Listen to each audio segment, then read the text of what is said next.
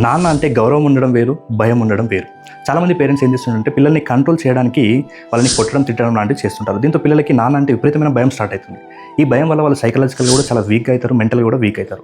ముఖ్యంగా వీళ్ళు ఫ్యూచర్లో ఎలా తయారవుతారంటే ఎవరికి కూడా నో చెప్పలేరు. ఎందుకంటే వాళ్ళ నాన్న ఎప్పుడు సీరియస్ అవుతాడో అన్న బిహేవియర్ ఆల్రెడీ చిన్నప్పటి నుంచి వస్తుంది కదా.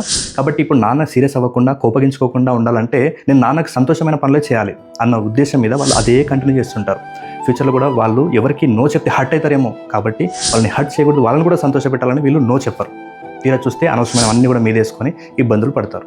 సెకండ్ వచ్చేసి వీళ్ళు ప్రతిసారి ఏం చేస్తుంటారంటే ఎవరైనా వాళ్ళ ముందు సీరియస్గా ఉన్నా లేకుంటే వాయిస్ పెంచినా నా వల్లనే ఇలా జరుగుతుందేమో అని వీళ్ళు లోపల మదన పడుతుంటారు. ఎందుకంటే వీళ్ళు ఓవర్గా అబ్జర్వ్ చేసి ఉంటారు నాన్నని. ప్రతి విషయంలో ఎలా రియాక్ట్ అవుతాడు, ఎప్పుడు మంచిగా ఉంటాడు, ఎప్పుడు సీరియస్ అవుతాడో వీళ్ళు అదే అబ్జర్వ్ చేస్తుంటారు.